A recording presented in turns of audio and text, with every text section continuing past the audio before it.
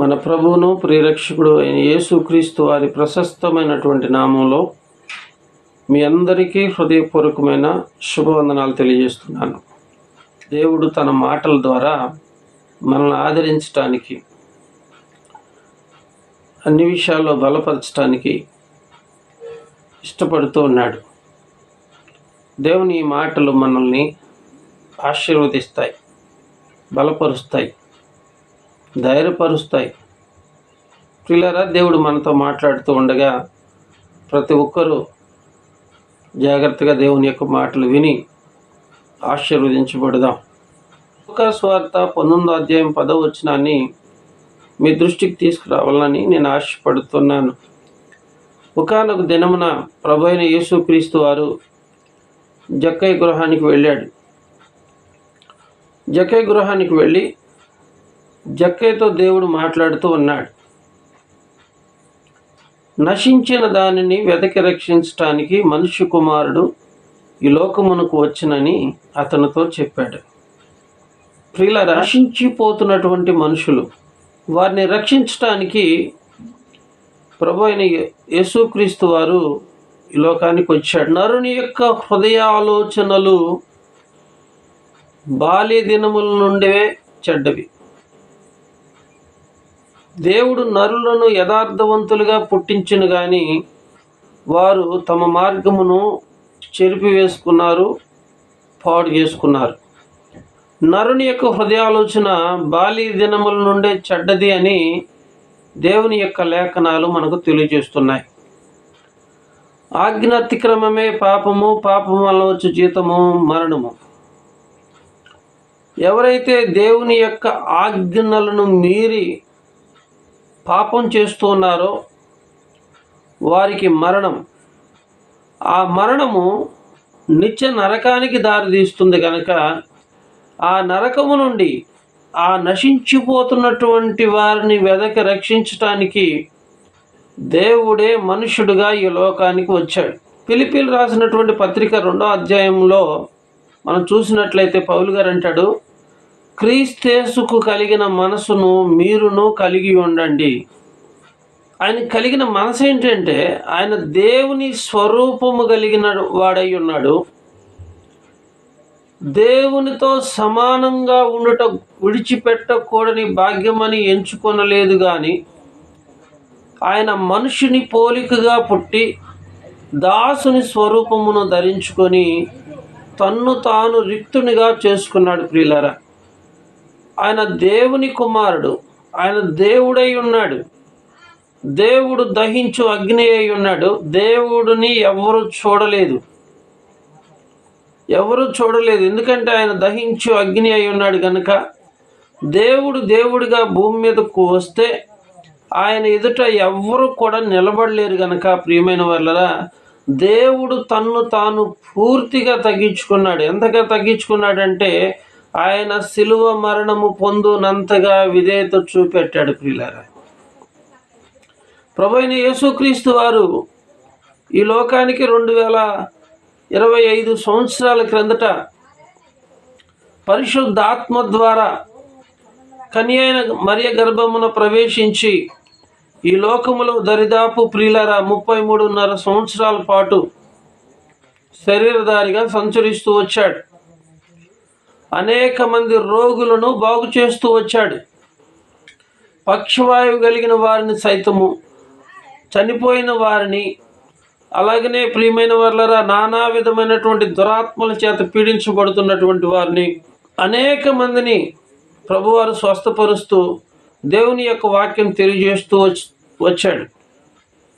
కాలము సంపూర్ణమై ఉన్నది, దేవుని రాజ్యము సమీపించుచున్నది, మీరందరూ మారు మనసు పొంది సువార్తని నమ్మండి అని ప్రభువైన యేసుక్రీస్తు వారు ప్రకటిస్తూ వచ్చాడు. ప్రియులారా, అయితే యేసు ప్రభు వారు ఈ లోకానికి ఎందుకు వచ్చాడు అంటే నశించిపోతున్నటువంటి వారిని వెదకి రక్షించుటకు ఈ లోకానికి వచ్చాడు.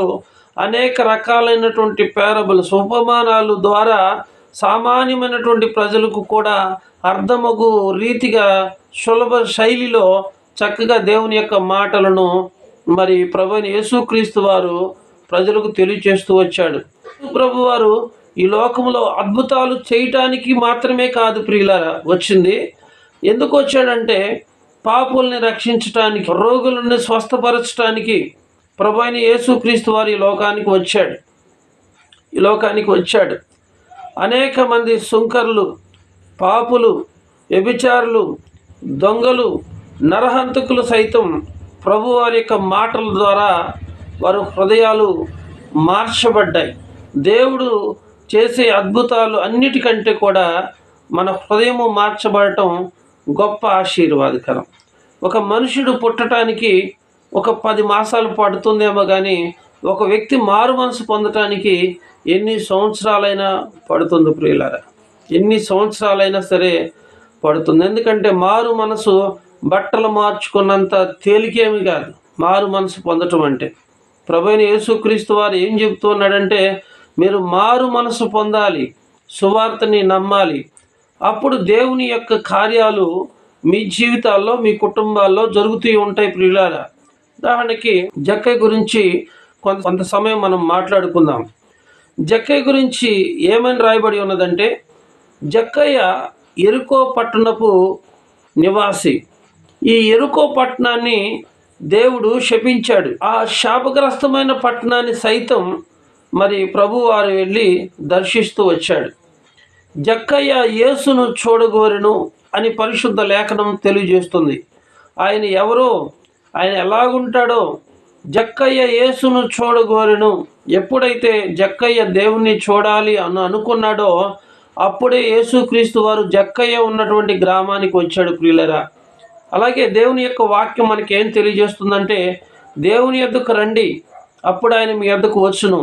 మీరు దేవుని తట్టు తిరిగినట్లా దేవుడు మీ తట్టు తిరుగుతాడు. జక్కయ్య పన్నులు వసూలు చేసే ట్యాక్స్ కలెక్టర్ ప్రియులరా. మంచి ఉద్యోగం, బాగా సంపాదిస్తూ ఉన్నాడు. యెరికో పట్టణంలో జక్కయ్యకున్నంత ధనము మరెవరికీ లేదు. అయితే ఒకానొక రోజున మరి యేసును చూడాలి అని ఆయన తన మనసులో అనుకున్నాడు.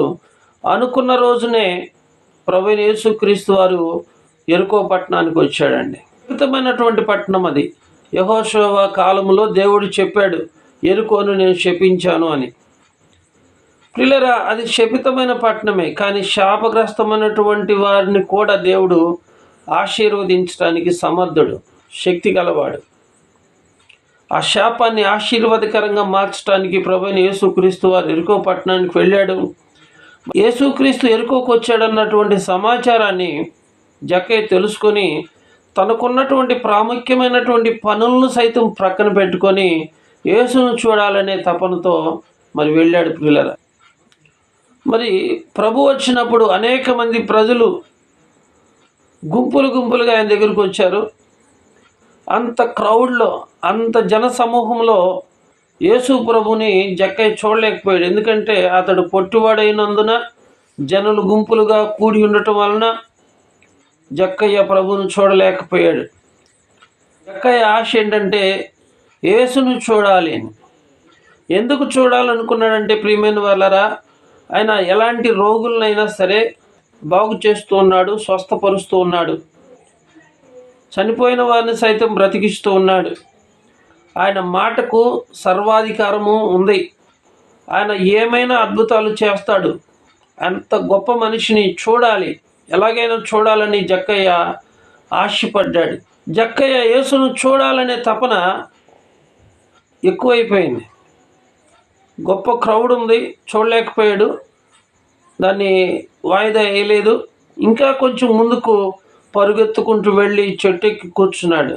నిజంగా కలెక్టర్ గారు అయి ఉండి ఆయన చెట్టు ఎక్కుతున్నప్పుడు, లేకపోతే ఆయన దారి పొడుగున పరుగెత్తుతున్నప్పుడు ఎంతమంది ఆయన చూసి నవ్వుంటారు, అపహాస్యం చేసుంటారు, అవహేళన చేసుంటారు.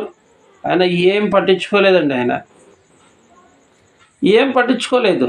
ఆయన టార్గెట్ ఏంటంటే, ఆయన ఎయిమ్ ఏంటంటే యేసును చూడాలి, ఏదో ఒక విధంగా యేసును చూడాలి. ఆ కోరిక రాను రాను పెరుగుతుందే కానీ ఏమాత్రం సన్నగిల్లలేదు. ఆయన తగ్గలేదు. పరిగెత్తుకుంటూ వెళ్ళి చెట్టు కొమ్మ మీద కూర్చున్నాడు. ప్రభు వచ్చేసేసాడు. ప్రభు వచ్చి అంటున్నాడు, జక్కయ్య త్వరగా చెట్టు దిగిరా, నేడు నీ ఇంట ఉండవలసి ఉన్నదని ప్రభు మాట్లాడుతూ వచ్చాడు.